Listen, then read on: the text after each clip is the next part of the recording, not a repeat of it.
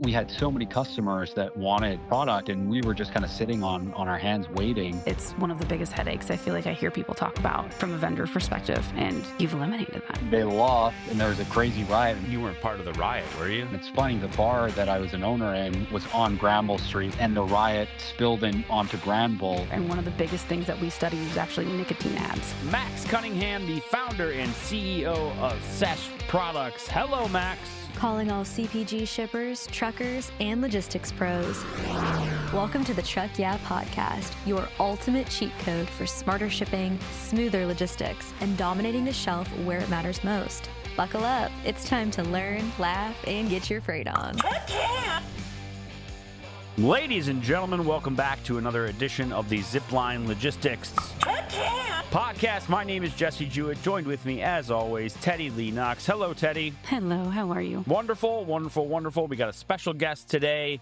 Joining us remotely, Max Cunningham, the founder and CEO of Sesh Products. Hello, Max.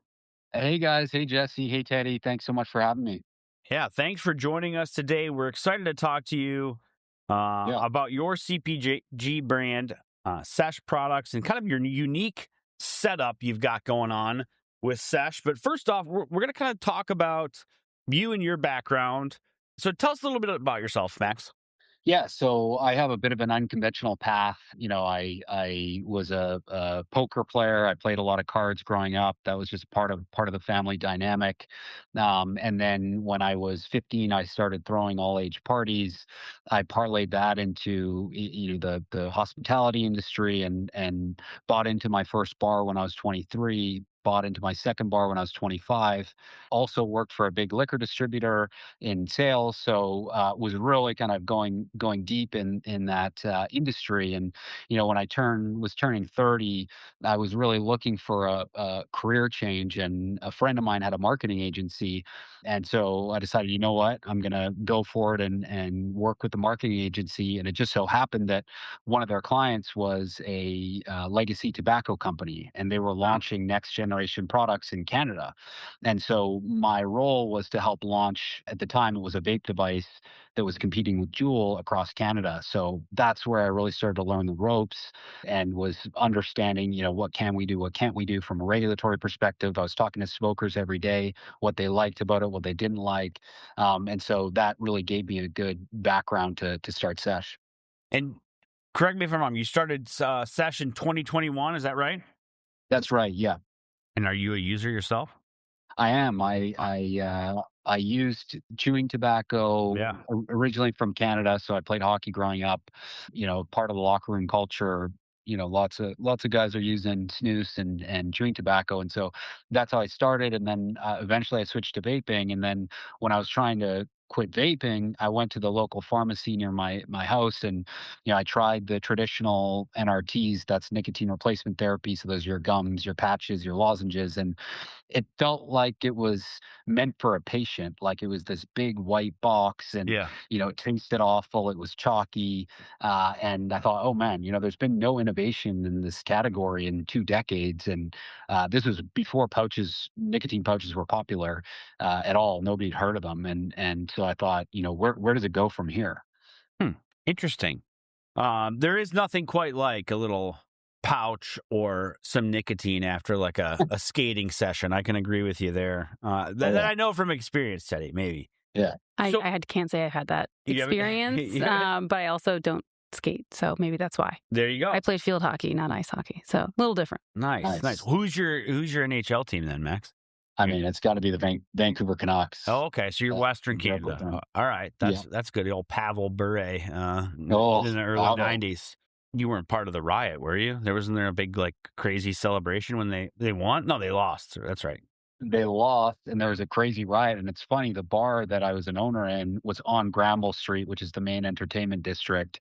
And the riot spilled in onto Granville. And at this time, the bar was busy, so we didn't want to lose sales for the bar, so we had to shut the doors and basically lock the doors. And we just said, hey, let's keep it going. And that was a crazy night. What year was that? Now we're off on a tangent, but what year was that? That wasn't 94, was it? That was later than that. No, that was in 94. Okay. It was Yeah, I can't remember the exact year, but Yeah. definitely not 94, much later. Okay.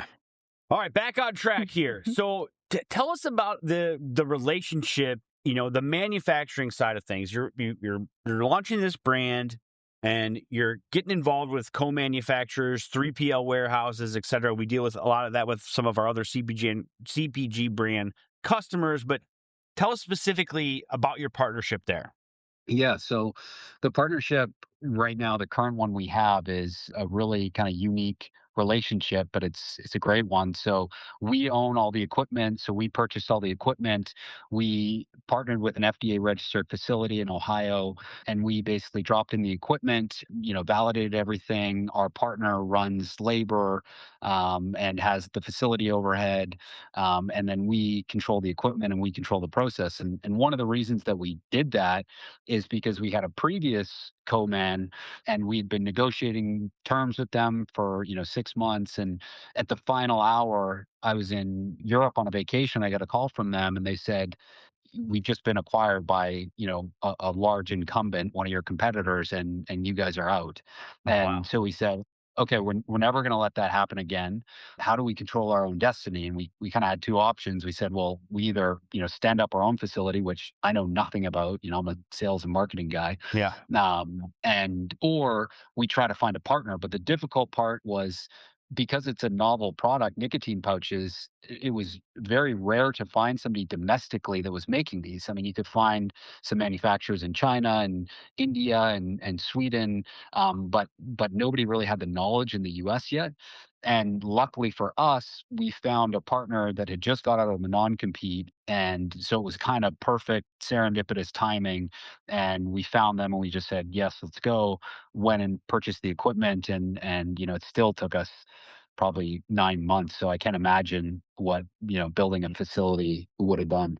Yeah, I think that's a little larger scale endeavor than Yeah. just throwing some equipment and renting some space.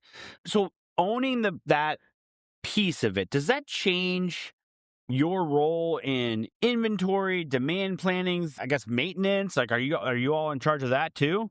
We're not in charge of maintenance, so we have quality oversight. It's Yeah. shared. We have a quality director there. We have a production manager who's also out there on the Sesh side. So it's really a partnership. Yeah. In terms of demand planning, it's still similar. Like we have minimums we have to hit. We still need to share demand plans and make sure that everything is hitting, and they have ample notice, and so similar, I would say. But yeah, it's shared as well, and they help us with that. So you had that moment when you realized that you can't fully outsource all of this due to the fact that it was taken over by a competitor. But are there any other like moments or severe benefits that you found due to your unique partnership with the co-manufacturer? Is there anything else that's opened up that maybe you didn't expect and it's a nice little positive? Yeah, I think the positive is just like the confidence in, we fully control the lines. So in traditional contract Hmm. manufacturers, it's like at any time there could be a bigger customer that comes, and there's just always that threat in the back of your mind. Whereas with this, we have so much confidence because there are lines. So it's kind of the best of both worlds, in my opinion. And I think it really protects us as well. And a pretty competitive category, especially when there's not that many good domestic contract manufacturers. So really making sure that we were able to tie that up was important. That's awesome. Say, I feel like there's so many times where I have those experiences where things are down because the line, someone else, a Oh, delay, cleaning, whatever it might be that so many brands have to deal with. And it's one of the biggest headaches I feel like I hear people talk about from a vendor perspective. And you've eliminated that. yeah, yeah, and we overinvested in equipment, because there was so much scar tissue. Like when that other partner pulled out, we had so many customers, and yes, it's a good problem, but it's also a problem. We had so many customers that wanted product, and we were just kind of sitting on our hands waiting. Sure. And it was so frustrating for 6 months. We were pulling out our hair, and we had a big counter in our office on cans made, and there was even still issues with permitting that we were trying to work through. So yeah, it was a really kind of hard time to get through, and we actually had to shut down our e-com site because our biggest customer at the time, Bucky's, was ordering everything we could make, and we were air shipping product from Sweden, which was our previous manufacturer. Yeah. Air freighting all of our product that we could straight to Bucky's. Got to keep those Bucky stores filled. That is for sure. Well, at the very least, you started it post-COVID. Well, at the tail end of COVID, I guess. We experienced that a lot in early 2020, right? It was the shutdown in March, about a month of like, what the heck is going on? And then probably 6 months after that of like, all right, no one's going anywhere. Let's order everything into our house. And so how do we take these 20 truckloads scheduled for Costco in July and move them all up into May? And yeah, you deal with manufacturing lines that are taken over and are prioritized based on who's paying the most. So it all makes sense. But now you're scaling. We were talking earlier, this is a fast growing category. Anything that you're dealing with in particular on scaling right now that maybe some outsiders wouldn't expect? I think the challenge is, there's a lot of challenges operationally scaling, especially, we started the company, it was me, my co-founder, and my now wife. For a long time, it was just us three kind of building this from the ground up and figuring out things as we went. And then in 2024, that's when we got Bucky's, which was, our big kind of first US major retailer. And that spawned our Series A. And that's really what we used to purchase the equipment. And then we started to build up the team. And now our team is 40. And so it's just this really weird shift from, a founder perspective where it's like you're doing everything, to now, if you're doing everything, it's actually like it's not the right way to run the company. And you bring in experts. We've brought in supply chain, manufacturing experts that worked at Lego and other very reputable companies. Yeah. And so it's just kind of that shift from, okay, now we're turning into a real company. And so how do we set this up when we're scaling so that it's not going to break at 50 million in revenue, 100 million in revenue?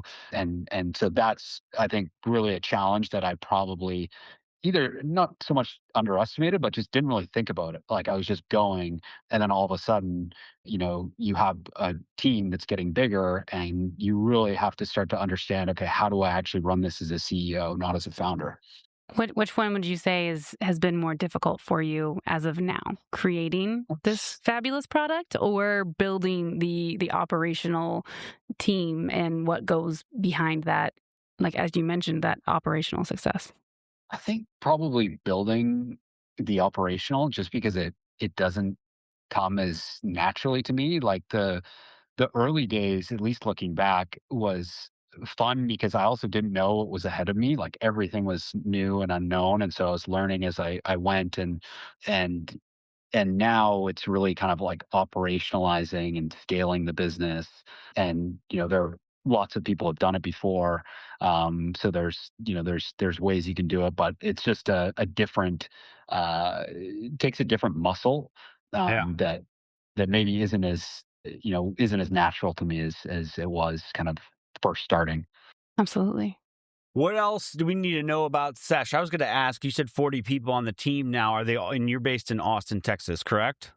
That's correct. Yeah. And is everyone in Austin, or are you kind of a hybrid model? Yeah, we have a hybrid model. So there's about 20 folks in Austin. And then we have a small Canadian business unit. And then we have some folks in Ohio. And then we have some sales reps and managers sprinkled kind of around the country in their territories. Cool. Very cool. Where can people find Sesh products? Where can they find them? Yeah, so Sesh is available. We just launched in Murphy's. Obviously, we're in Bucky's. We're in Pilot Flying J. We're in Quick Trip with a Q, Quick Trip with a K, Sheets, Circle K West if you're on the West Coast. So lots of distribution, and you can always go to our website and find a location near you. Yeah, that's seshproducts.com. I'm sure that's going to be in our show notes. Max, we appreciate you joining us. Oh, Teddy's got a question. Sorry, hold on, folks. If I can. Teddy's got a question. Yeah. So with your experience in the sales and marketing background, and I was a communication major, and one of the biggest things that we studied was actually nicotine ads with the verbal and nonverbal communication that went in from the packaging all the way to the commercials and ads. And I'm interested with your point of view, what's different from there? Also knowing that you have a lot of celebrity investors.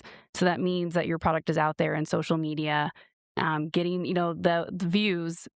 What were existing nicotine products doing differently or wrong, or what have you improved on from a user experience and people being interested in your product? Yeah, I think the biggest thing for me, and I kind of alluded to it earlier, was I was a consumer first, right? I genuinely was a consumer of these tobacco products and then vaping, and I was looking to switch to something. And I noticed on the pharma side, it felt very, very prescription pharmaceutical with those nicotine replacement therapy products. And then on the consumer side, it was so hard to actually figure out what was in the product. I was like, just tell me what's in it, and then I'll make a decision based on the risk profile. And so with Sesh, what I really wanted to do was be transparent about what's in the product and give the consumer the choice. And all of our lab results are on our site. So you can look at any can you buy, you can go check the lab results. There's about 10 ingredients in our pouches. And so that was one thing that I really wanted to bring to the forefront.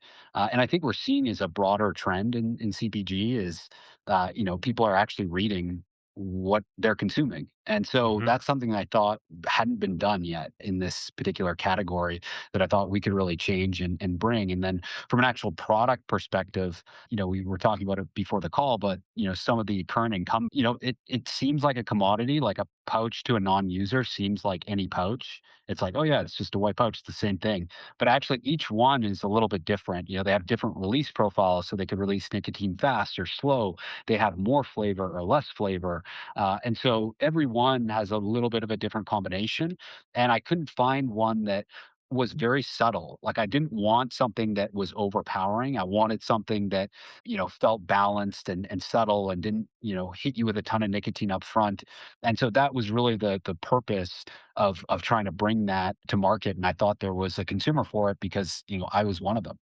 Fast growing. Check it out, folks, on seshproducts.com. Max, thanks again for joining us. There will be show notes. Please reach out. Check out I see there's a Find Us section on the seshproducts.com website. We appreciate you listening to another episode of the Zipline Logistics podcast. We will see you next time. Thanks, everyone.